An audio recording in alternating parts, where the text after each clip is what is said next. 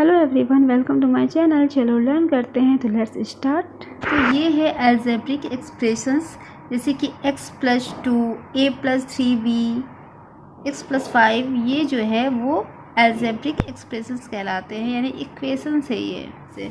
और इसमें जो ये x जो होता है वो क्या होता है, वो वेरिएबल होता है। ओके, लिटिल जिसे कहते हैं, यानी कि चेंज होता है, जो कि हम बाद में आंसर जो निकालते हैं ये चेंज होता है, x का मान चेंज होते रहता है, इसलिए वेरिएबल है। बट ये जो 5 नंबर्स जो होते हैं वो कांस्टेंट कहलाते हैं इसमें। ओके, अब हम कुछ एग्जांपल्स लेते हैं। 3 more than x। Okay, 3 more than x मतलब क्या हो जाएगा, इसे हम कैसे लिखेंगे, इस तरह से लिखेंगे x + 3। उसी तरह 2 less than x, यानी कि लेस है, यानी कि x - 2। x लेस देन 2, तो 2 - x क्यों हुआ, क्योंकि x लेस देन 2 मतलब 2 से लेस है, इसलिए 2 पहले रखा हमने और -x हो गया।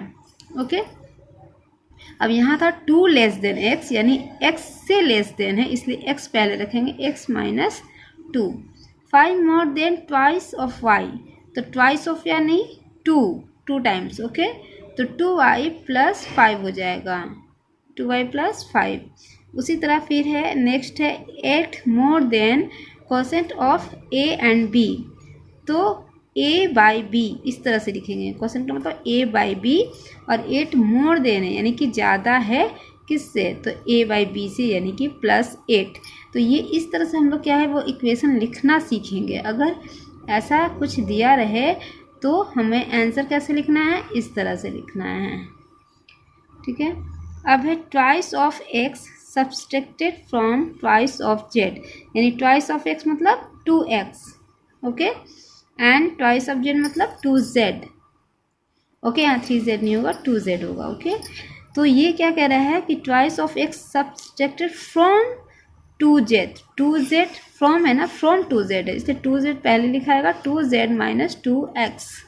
ये इस तरह से इक्वेशंस हम लिखना सीखेंगे, इस तरह से हमें लिखना है। ओके, तो आई होप ये चीज़ समझ में आ गया होगा आपको, जो कि बेसिक है इसका, किसका, अलजेब्रिक एक्सप्रेशन चैप्टर का। तो फिर है right the following in words. अब जैसे ये x + 5 है, तो उसे हम वर्ड्स में कैसे लिखेंगे, तो 5 more than x इस तरह से लिखेंगे, 5 more than x। उसी तरह से y - 3 है, तो माइनस है ना, तो इसलिए यहाँ पर क्या लिखेंगे हम, 3 लेस देन y, क्योंकि यहाँ पर माइनस है। अब उसी तरह से ये देखिए 2/3x है, तो इसे कैसे लिखेंगे, तो 2/3 जो x है इसे कैसे लिखेंगे, इसे लिखेंगे, यहाँ तो लिखा है 2/3 टाइम्स x। ओके, बट इसे लिखने का सही तरीका है 2/3। Okay, 2/3 of a number x। ठीक है, 2/3 ऑफ अ नंबर x, ये चीज़ ज़्यादा आपको सही है। ठीक है, 2/3 इसे लिखना है। अब इस तरह 4z है, तो 4 टाइम्स z, 4 टाइम्स z, क्योंकि ये मल्टीप्लाई है ना, इसलिए 4 टाइम्स z। अब उसी तरह से ये है x / y, ये भी लिख सकते हैं, लेकिन ऐसे लिखेंगे quotient of x/y, quotient of x/y। ये जो 2a + 3b, इसे हम कैसे लिख सकते हैं, twice a number a added to thrice a number b। यहाँ 3b है, तो 3b को थ्राइस कहेंगे, ठीक है, और 2 को ट्वाइस कहेंगे। तो twice a number a added to thrice a number b, इसे इस तरह से वर्ड में लिखेंगे। अब यहाँ पर हम बुक में आते हैं, ये देखिए, right the following expressions using numbers, literal numbers and arithmetic operations. Okay, अब जैसे ये x एडेड टू y है, तो क्या लिखेंगे, x + y, क्योंकि ये है x एडेड टू y। उसी तरह m इंक्रीज बाई 2, तो m इंक्रीज बाई 2, यानी इंक्रीज मतलब क्या होता है, बढ़ना होता है, तो इस वजह से यहाँ पे क्या लिखेंगे, m + 2। ओके, यहाँ पर क्या है, m + 2। उसी तरह sum of x, y and z, तो सम मतलब क्या होता है, प्लस होता है ना, तो सम ऑफ x प्लस, यानी कि x + y + z। उसी तरह 2 times p added to 3 times q, 2 times p added to 3 times p। ठीक है, तो यानी कि ये किस में ऐड हो रहा है, 3 टाइम्स q में, तो 3q + 2p। ओके, ये किस में ऐड हुआ। अब हम 2p को भी ऐसे भी लिख सकते हैं 2p + 3q, दोनों सेम ही हैं। जब भी प्लस हो तो ये दोनों सेम रहता है, क्योंकि प्लस इसमें छुपा भी हुआ है। अगर प्लस इसमें नहीं लिखा है इसका मतलब ये प्लस इसमें हाइड किया हुआ है। ओके, तो हम 3q + 2p भी लिख सकते हैं और 2p + 3q भी लिख सकते हैं। ये इसका हुआ। ओके, अब 1/3 the sum of a and b, 1/3 क्या हुआ, 1/3 यानी कि 1/3, और the sum of a and b, तो सम क्या हो गया, a + b का सम, इस तरह से लिखेंगे इसे। अब 4 लेस देन x, तो ये तो मैंने पहले भी बताया था, लेस देन x। ओके, तो ये क्या हो जाएगा, x - 4 हो जाएगा। अब ये कह रहे हैं x लेस देन 4, यानी कि 4 - x, x लेस है ना 4 से, तो 4 - x। अब p taken away from twice q, twice q मतलब 2q, p टेकन अवे मतलब p माइनस किया गया, टेकन अवे मतलब माइनस किया गया, तो 2q - p, 3 टाइम्स x यानी कि 3x। अब ये देखिए 1/5 of y added to x, 1/5 of y added to x, यानी कि हम क्या करेंगे, एडेड टू x यानी x में क्या हो जाएगा 1/5 of y।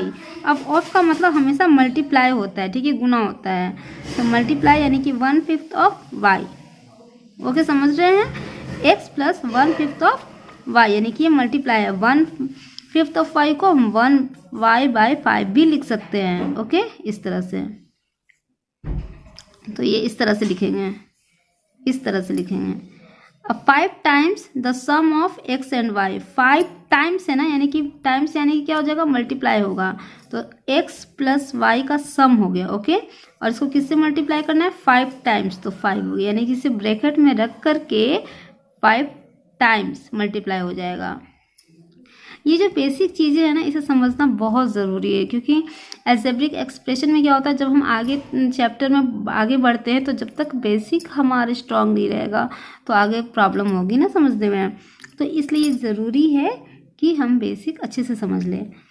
Okay, a divided by 6, तो ये समझ ही रहे होंगे, a divided by 6, quotient of x/5 यानी x/5, इसे क्या कहते हैं, क्वोशंट कहते हैं। Okay, half the sum of p and q, half लिख दिया हमने, half the sum of p and q, sum मतलब प्लस होता है, तो इसे ब्रैकेट में करके p एंड q कर दिया।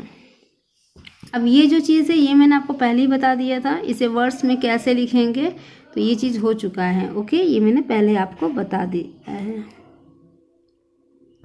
अब देखिए, अब ये जो क्वेश्चन है इसमें क्या करना है, हमें इक्वेशन बनाना है। जैसे ये अलजेब्रिक एक्सप्रेशन जो हमने पढ़ा, इस तरह का इक्वेशन बनाना है। ओके, जैसे there are 38 students in a class, if x more students join the class, how many students are there in the class.